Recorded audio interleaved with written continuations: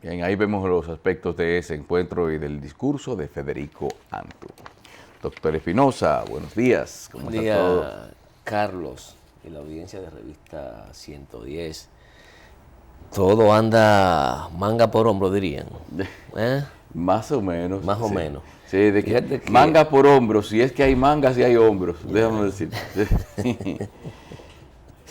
Bueno, que la semana laboral que inició justamente ayer nos encuentra con dos movimientos huelgarios. Los sí, profesores de la UAS que no han iniciado su nuevo semestre en la Universidad Autónoma, exigiendo los mismos temas de siempre: aumento de salario, terminación de la Facultad de Humanidades, entre otras reivindicaciones. En igual término, está planteada, hoy justamente inicia un paro del Colegio Médico Dominicano que tendrá como epicentro en esta ocasión todos o alrededor de todos los subcentros de salud y hospitales del norte del país.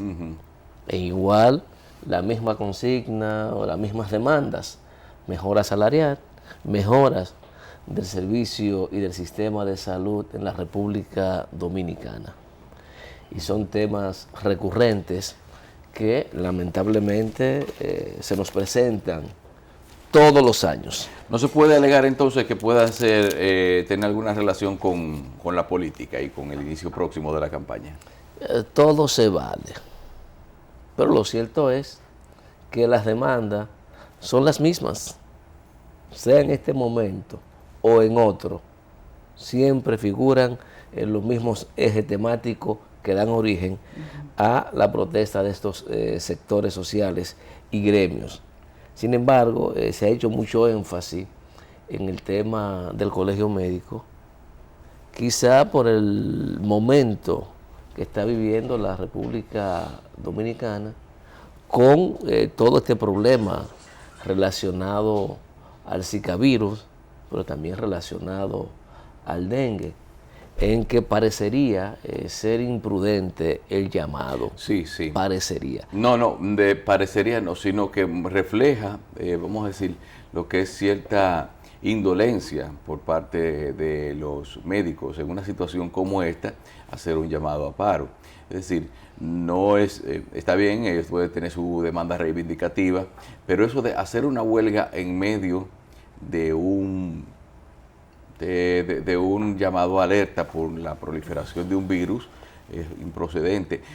Lo que pasa es que ellos se aprovechan como de que quizás no son realmente un gremio representativo de lo que es la sociedad por completo, sino de un segmento de la sociedad. ¿Podría Bueno, eso inclusive? es que esos son los gremios, representan sectores. No Sí, hay un sí, gremio que te claro. represente la universalidad. Sí, pero lo que te digo, eso podría crear, o sea, dañar la imagen, como te digo, la percepción y crearle una imagen negativa a la población en cuanto a los médicos.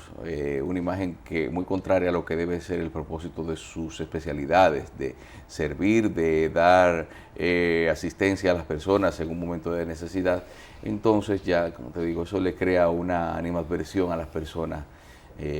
Decir que tendrían todas las razones para decir que los médicos del sector público, porque realmente la huelga del colegio médico son solamente en el sector público. Claro. Ellos no le hacen huelga al sector privado. Y se van a ver, el mismo Guardarín lo intentó y no le fue muy bien.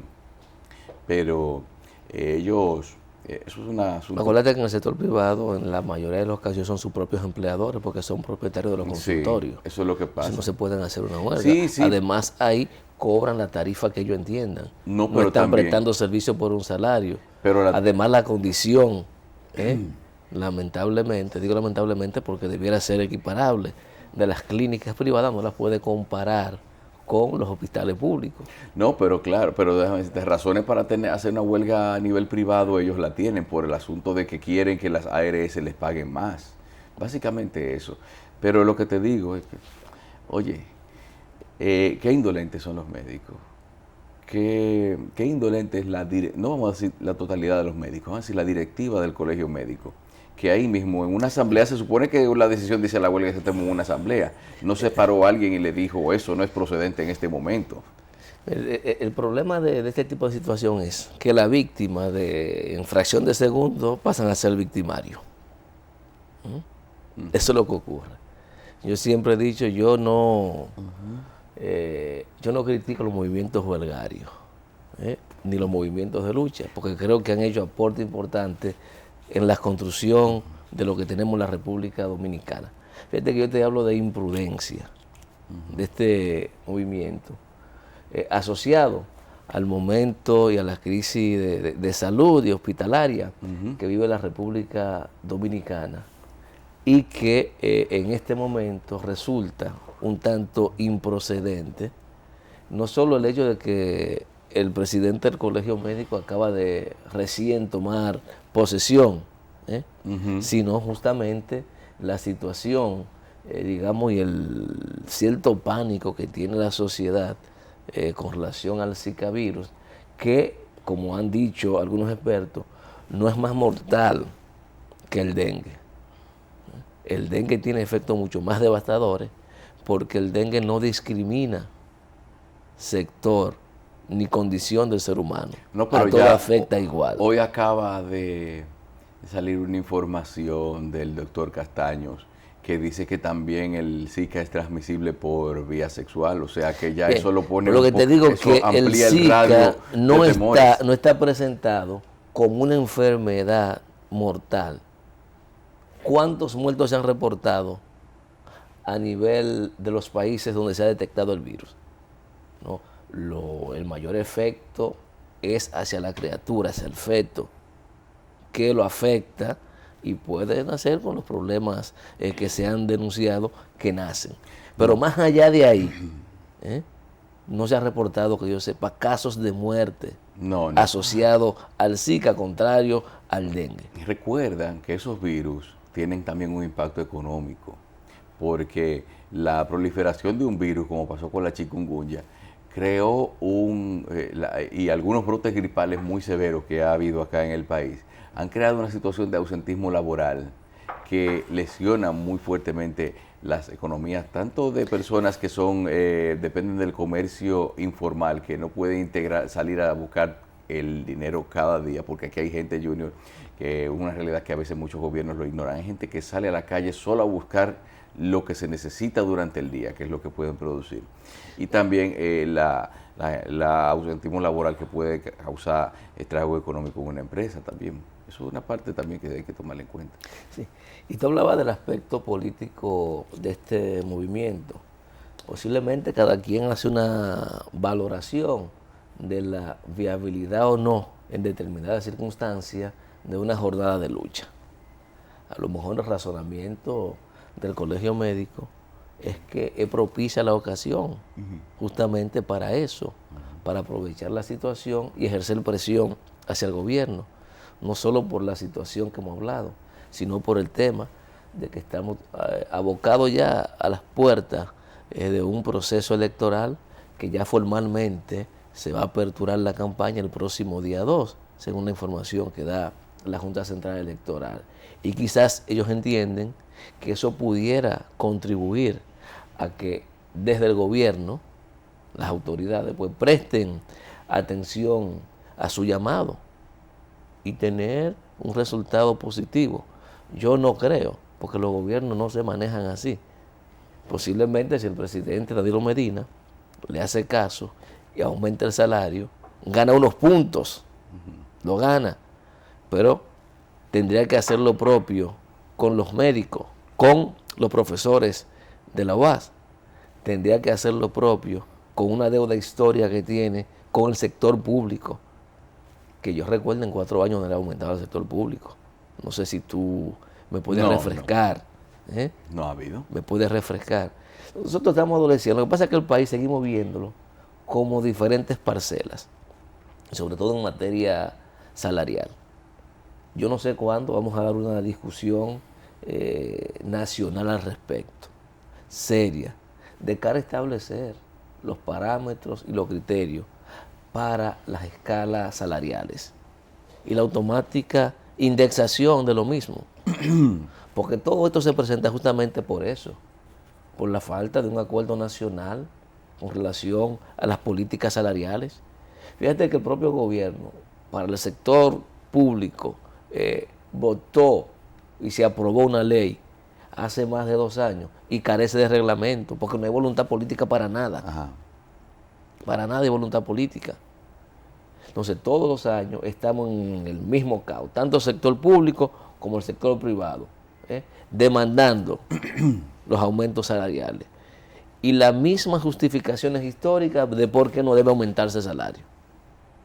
Pero, sin embargo, el costo de la vida sigue aumentando sin explicaciones. Y a veces sin justificaciones. Porque la justificación que habían tenido las autoridades, que habían tenido los empresarios, era el alto costo, en principio, de los commodities a nivel internacional y del precio de los combustibles. Sin embargo, muchos de esos factores han variado y los precios a nivel local siguen tan altos como cuando estaba en su peor momento el precio de los commodities internacionales y del barril de petróleo. Entonces, aquí ha resultado, y es la queja también de otros países, que el Estado se ha estado beneficiando del desplome, no así las sociedades.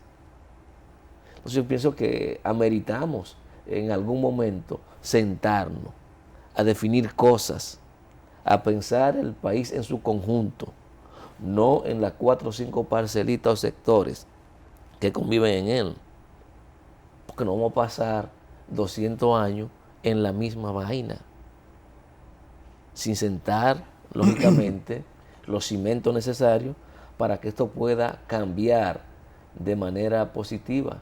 Y temas que no debieran generar conflicto. Claro. Que no debieran generar conflicto, porque es posible ponerse de acuerdo con relación al tema del salario. Lógicamente, eso necesita consenso, necesita también definir no solo el aumento, sino los correctivos que se van a implementar para que esos aumentos no provoquen lo que siempre se argumenta, las escalas de inflación, que dicen algunos economistas, que provocan los aumentos salariales. Oye, Junior, ¿y tú no crees que quizás ahora esa coincidencia de las huelgas con el inicio de la campaña no podría verse quizás que es como parte del librito, vamos a decir, como dice el doctor, del plan que hay de comenzar a hacer huelgas en estos 3 meses y 20 y tantos días que faltan para las elecciones, de comenzar a crear un ambiente hostil que podría ser negativo para la candidatura presidencial, para la reelección del presidente Medina? Mira, si ese fuera Que ya el objetivo... Porque, por ejemplo, fíjate, ya el presupuesto está aprobado, que es según uno de los argumentos del gobierno. Esa protesta de los profesores de la UAS, si bien, como tú dices, es justa, se viene haciendo ya desde el año pasado, y desde el año pasado también se les respondió. Mira, no huele quizás sin mucha posibilidad de prosperar. El hecho de que el presupuesto esté aprobado no es una excusa. Todos los años se manda un presupuesto suplementario o complementario. 1.000, 2.000, 3.000 millones, lo que entiendan, en función de la necesidad de que se cree el propio gobierno. O sea, eso no es una razón. Eso, la razón es otra. Que no tenemos decisiones. Que esos presupuestos complementarios también a veces deben ir acompañados de las fuentes de las cuales se nutrirá el financiamiento, de las cuales se nutriría las arcas del Estado para poder cubrir esas alzas del sueldo, lo que implicaría de alguna manera aumentar o establecer algún tipo de gravamen adicional también para cubrir esas necesidades económicas, lo cual no creo que el gobierno esté muy dispuesto a hacer.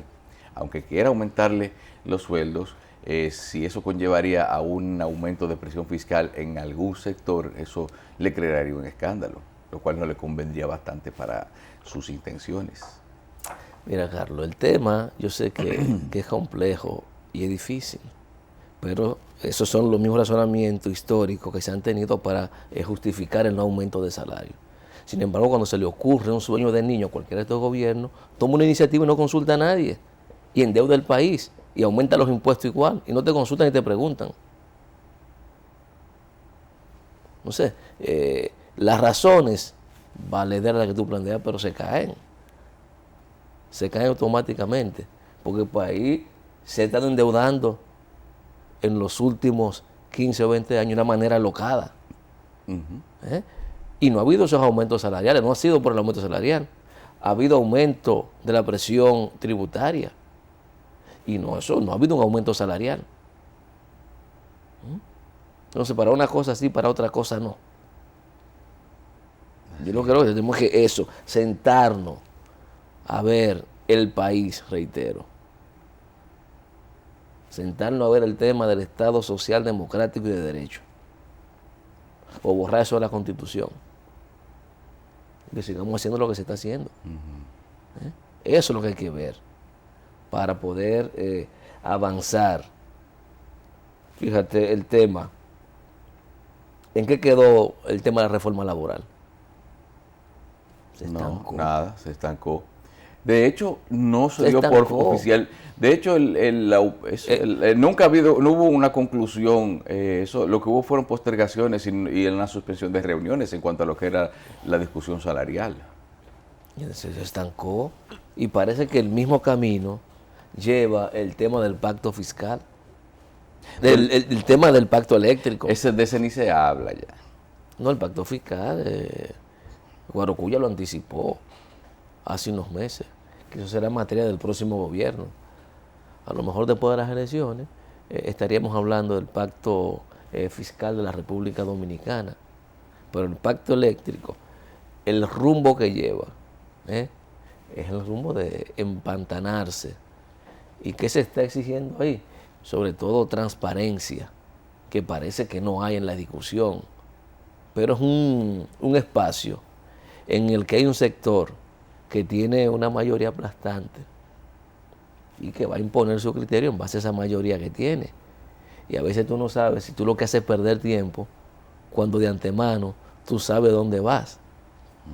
No solo la decisión del PRM de retirarse, ya de hecho los sectores que han estado representando, por un lado a las fuerzas sociales y a los consumidores, han estado planteando sus quejas también con relación al rumbo en que se está dando a las discusiones y la ausencia, te reitero, de transparencia en la misma. Entonces es un tema que se seguirá hablando en la República Dominicana y que a lo mejor no llegue a nada concreto, absolutamente nada. O que al final estemos en la misma situación, que el servicio eléctrico siga siendo un gran negocio y menos servicio. Sí, eso puede pasar. ¿No? Esa es la tendencia que llevamos en el país. Pero hay gente que entiende que vamos bien y que debemos continuar haciendo las cosas así, porque ha dado resultados. Es así. Le ha dado muchos resultados a mucha gente. Y lo que te da resultado tú no lo cambias. ¿Y tú no crees que quizás en un próximo gobierno de Danilo Medina algunas medidas, como por ejemplo, que se puedan tomar alguna vez, ese mismo pacto fiscal podría también verse impulsado por el asunto, por la realidad de que ya el presidente no podría reelegirse otra vez? Aunque tú dices que después que se está ahí arriba, cualquier cosa puede pasar. No, pero yo también te he dicho que el caso del presidente, si él tiene la voluntad firme de no reelegirse más después del próximo periodo de ser electo presidente, entonces podría tener entonces la puerta abierta de hacer algunas cosas, algunas iniciativas sin importar el costo político que estas tuvieran. Porque realmente aquí el costo político es lo que ha frenado demasiadas cosas. Cuando se gobierna con miedo, no se hacen transformaciones. Y los PLDistas han gobernado con miedo a la República Dominicana. Y lo dicen. Cuando se le habla de cambios estructurales, nosotros no vamos a pelear con los empresarios. ¿Y quién ha dicho que para cambiar la cosa hay que pelearse con ellos, hay que integrarlo y hacerlo entender? Porque en definitiva, a quien más le conviene que operen cambios sustanciales sin trauma en los países al statu quo, es el que más le conviene. Entonces lo que tiene que hacer es establecer las estrategias necesarias para que esa gente se identifiquen con eso y entiendan que a ellos les conviene. Es igual, y te vuelvo al tema, mientras más ingresos usted tiene, más capacidad de consumo. Y eso tiene que provocar un dinamismo económico obligatoriamente. Y el consumo de los productos que usted produce en el país. Y eso se sabe. ¿Y por qué no lo hace? Pero en definitiva, yo no creo que en un próximo gobierno, como tú dices, habrán grandes cambios. Por eso, porque un gobierno no puede dirigir un país sobre la base del miedo, de no afectar intereses. El interés nacional está por encima del interés particular. Y yo te he dicho, en la medida en que la colectividad funcione y se desarrolle, así mismo ocurre con la individualidad. Pero a lo inverso no opera igual. Tú te puedes desarrollar de manera individual, pero tú y tu entorno. ¿Qué pasa con tu entorno? Se queda rezagado. Claro. No, y ese es un problema también de los últimos gobiernos, de que las soluciones a individuos más que a colectivos ha sido una falla, vamos a decir, de todo lo que se hace. Pero evidentemente que el presidente Medina, si resulta reelecto, como dicen algunas encuestas que va a ocurrir, pues tendrá la posibilidad también de hacer, si quiere, un gobierno diferente y profundizar cambios importantes en la sociedad dominicana. El fantasma de la reelección, yo lo he dicho, en eso he sido un poco arriesgado. Yo no creo que el presidente Danilo Medina se vaya a reelegir nuevamente. No porque no lo quisieran sus cercanos colaboradores, si él llegara a ganar la reelección, sino porque esta sociedad, aunque muchos lo dudan, no va a permitir que nuevamente un gobierno se burle de ella y que resulte que ya, como lo hice una vez, puedo hacerlo una segunda vez. Sí. Mira, ayer hubo otra encuesta después de la de Asisa, ahí mismo, casi atrás. Dada a conocer ayer, es una encuesta que asegura que va a haber una segunda vuelta. La Botia. Botia dice el presidente Medina 46.2% en intención electoral y el candidato del PRM un 41%. Es una firma mexicana. Dice que la encuesta fue realizada en todo el país del 18 al 23 de enero.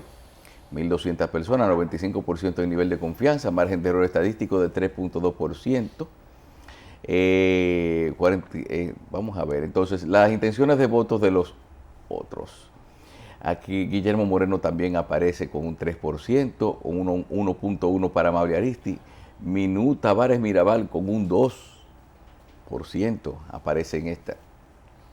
Pelegrín Castillo un 1.4%. Pero solamente un 2.1% dice que a ninguno de estos le daría su voto, mientras un 3.1% dice que no sabe, y esto sitúa a un 5.2% el nivel de indecisos. Esta, a diferencia de las demás, coloca un porcentaje de un 5.2%, a diferencia de la de Asisa, que realmente 5.2%, que si se sumaría al 46 de Medina por completo, sí le daría la mayoría de lo que sería para ganar la primera vuelta. Entonces, ahí al parecer está el asunto de la diferencia entre las dos encuestas. ¿Te merece credibilidad ese asunto? No, yo te dije que hay que ver la segunda vuelta. Hay que ver las encuestas como eso, como una radiografía del momento, pero además como el resultado de lo que le interesa a quien la paga. Porque al final, en función de quien paga en determinado momento, tenemos los resultados. Fíjate que a lo mejor yo pudiera estarle dando credibilidad a esa, en función de lo que yo creo.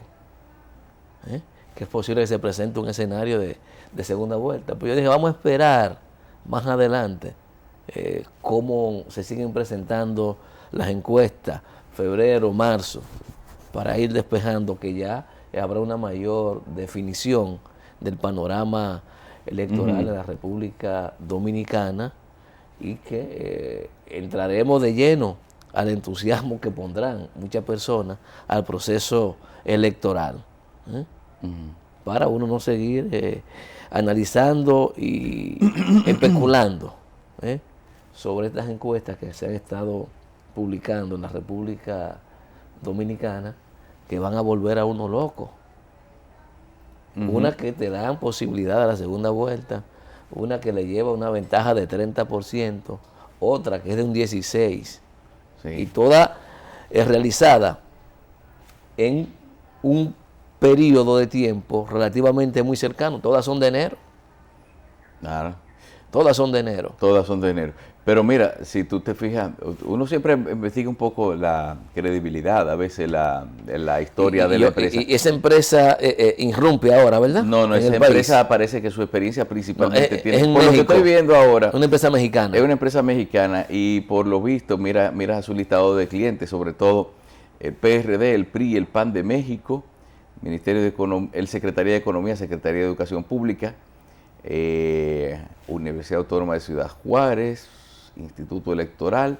Ahí vemos que tiene sí cierto background de servicios a muchas entidades importantes mexicanas, pero por lo que vemos por las publicaciones que ha llevado a cabo, casi siempre son los mediciones sobre percepciones de gestiones. Aquí vemos evaluaciones de clima político en diferentes estados mexicanos, sobre todo, básicamente.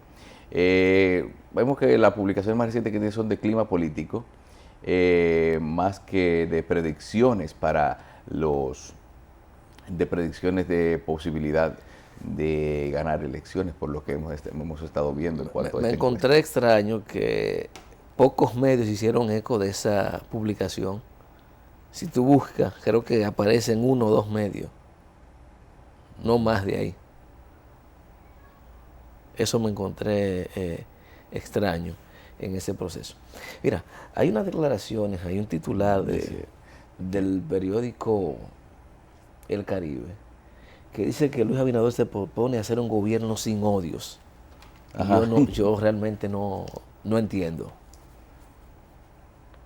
¿A quién se estará refiriendo? ¿O a qué se refiere? ¿O a quién le está enviando un mensaje?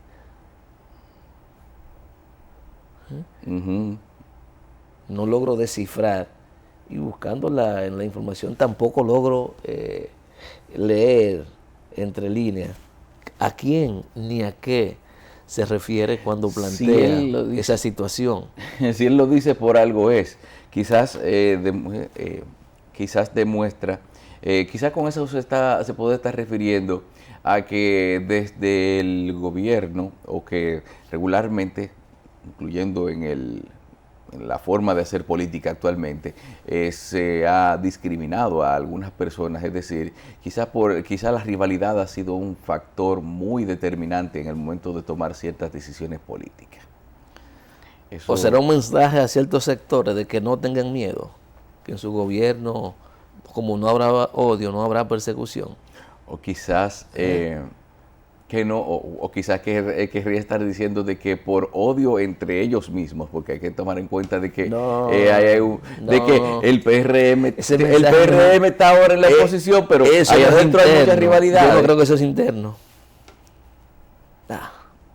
Eso no es interno. Hacia afuera. Lo que yo no sé a quién va dirigido, ni qué llamado está haciendo a través de esa declaración de un gobierno sin odio, si está ansiándose la posibilidad de que determinados sectores se le acerquen, porque no es claro. A eso me refiero, Carlos. Bueno, ¿tú consideras que plantear de que un gobierno sin odio es una manera de decir, no importa que hayamos tenido rivalidades en el pasado, pueden aliarse a mí? Claro, confíen en mi gobierno. No habrá persecución indiscriminada.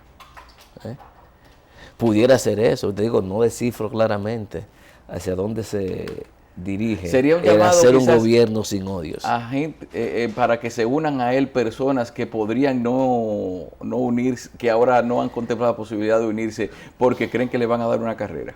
No sé, no sé. Todo es especulación porque no, cuando veo la información no me llega. Bueno, señores. Eso es lo que pasa. Bien, vamos a hacer una pausa, señores. En instantes estará con nosotros Félix de Sena, dándonos los pormenores de la celebración de la victoria de los escogiditas. Volvemos en breve.